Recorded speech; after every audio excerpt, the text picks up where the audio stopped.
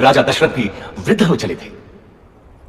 कैकेयी, मैं सोचता हूँ राम को उत्तराधिकारी बनाकर राजकाज से मुक्ति पालूं। अति उत्तम विचार है महाराज। यही उपयुक्त समय भी है कि आप अपना उत्तराधिकारी घोषित करें और राम इसके लिए सबसे योग्य है। लेकिन भरत और शत्रुघ्न तो ननिहाल गए हैं। तो क्या हुआ? राम उनका बड़ा भाई है। फिर राम तो सर्वगुण संपन्न है। मैं आज ही घोषणा करता हूँ। सुनो सुनो सुनो, समस्त अयोध्या वासियों को ये शुभ समाचार है कि महाराजा धीराज दशरथ ने युवराज राम के राज्याभिषेक का निर्णय लिया है।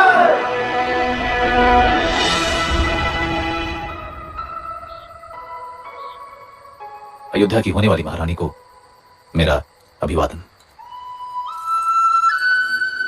क्या बात है महारानी, मुझसे कोई भूल हुई? राजपुरुषों का क्या भरोसा, कल कोई और मुझसे सुंदर मिल गई तो वो महारानी बन जाएगी। ऐसा विचार क्यों आया सीते?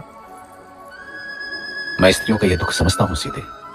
मैंने स्वयं अपनी मां को इस चक्र में फंसे हुए देखा है। सौत का डंक हर नारी के लिए विष ही होता है। तुम नहीं जानती सीता, मैंने बहुत पहले ही ये व्रत ले लिया था कि मेरी एक ही पत्नी होगी।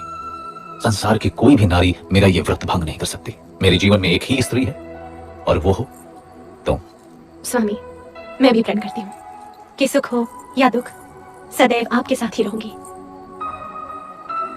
अब तो अभिवादन स्वीकार करो महारानी। परंतु जीवन इतना ही सरल होता तो वो जीवन चक्र न कहलाता। सौभाग्य बीत चुका था और दुर्भाग्य ने अयोध्या के राजभवनों में करवट लेनी आरंभ कर दी। ये आया सप्तम और ये जीता मैंने लक्ष्य। तू पुनः हार गई।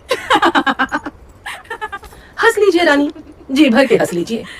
पता नहीं आगे भविष्य क्या हो। क्या बोली तू? प्राणों का अभय हो तो बोलो रानी। कल मेरे राम का राज्याभिषेक है। इस अवसर पे तो सबको अभय है। बोल, निर्भय होकर बोल।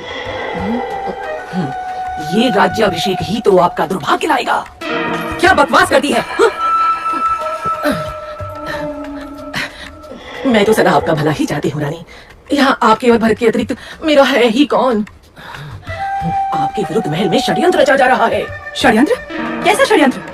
राम के राजा बनते ही कौशल्या और सुमित्रा आपसे गिन गिन कर बदले लेंगे। वो दोनों महाराज के आपके प्रति प्रेम से जलती हैं। नहीं, मेरा राम ऐसा कभी नहीं होने देगा। आप राम राम भजती रहना और वो राजा बनते ही अपनी माँ के कहने पर आपको और भरत बेटे को राज्य से बाहर निकाल फेंकेगा। महाराज भी तब कुछ नहीं कर पाएंगे। आपको शंबरासुर युद्ध का स्मरण है ना? महाराज का जीवन बचाया था आपने और उन्होंने आपसे 2 वरदान मांगने के लिए कहा था, जो आपने उस समय नहीं मांगे, किंतु अब मांगने की घड़ी है। शीघ्र बोल, करना क्या है?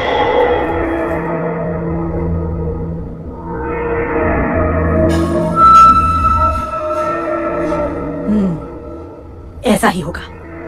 मेरे विरुद्ध षड्यंत्र? वैसे 14 वर्षीय क्यों? मृत्यु क्यों नहीं? नहीं रानी, राम लोकप्रिय है, प्रजा विद्रोह कर सकती है। 14 वर्ष में उसका यौवन बीत चुका होगा, सब उसे भूल भी चुके होंगे। और फिर जंगलों में तो राक्षस भी हैं। क्या पता राम का अंत उन्हीं के हाथों हो जाए।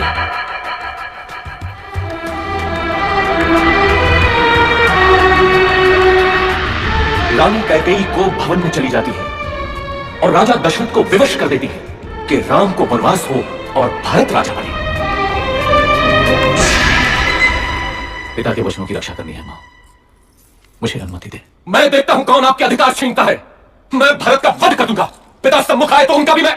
शांत रहो लक्ष्मण। अधर्म और पाप से युक्त राज्य का मैं लोभी नहीं। मेरी यात्रा की व्यवस्था करो, ये मेरी आज्ञा है। मैं भी बन जाऊंगी आपके साथ। मैंने हर स्थिति में आपके साथ रहने की प्रतिज्ञा की है। किंतु सीता, यदि मेरी प्रतिज्ञा टूटी तो मृत्यु कारक होगी।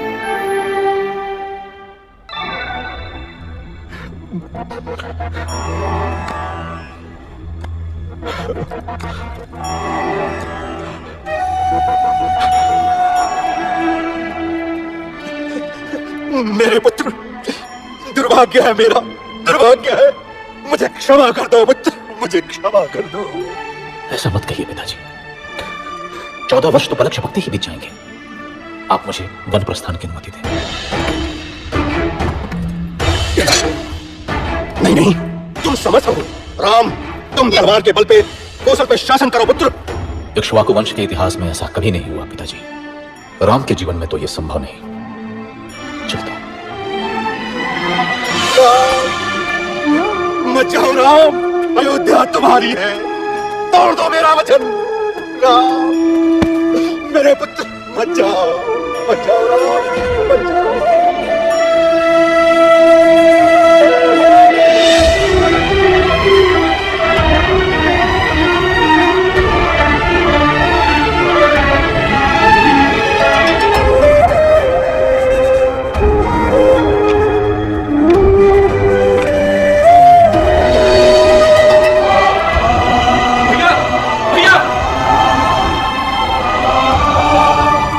भैया मैं भी चलूंगा आपके साथ। मार्ग में आपकी सेवा कौन करेगा भैया?